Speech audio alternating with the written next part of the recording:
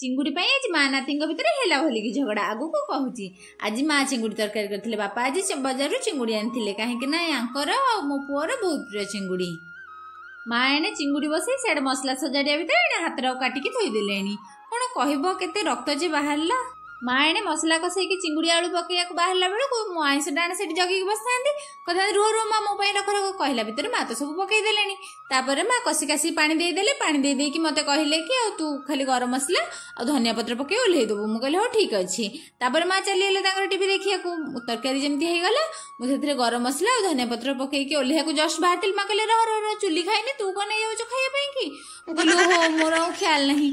माँ सब चुली पकईकी थोईदेले। तापर आसी जाइथिला मो पुओ स्कूल रु। माँ कहले आज तो तोते चिंगुड़ी दिया हबनी ना किए कहला मते दबनी चिंगुड़ी। तापर तो दिहे जाक लागिले चुटी धरा धरी हेकी देखिबो तो तांको कळी तापर मो पुओर जो राग हां मधुनी देखिबो रे तू तो मारसाजो हां और तो मारसाजो देखिबो रे।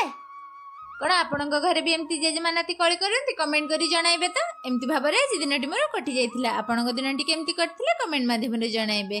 Please like share and subscribe. जदि फेसबुक रे देखुथांती फॉलो करबा को भूलिबेनी। मु कमेंट रे लिंक दे देइछि। रहूची बाय बाय। जय जगन्नाथ।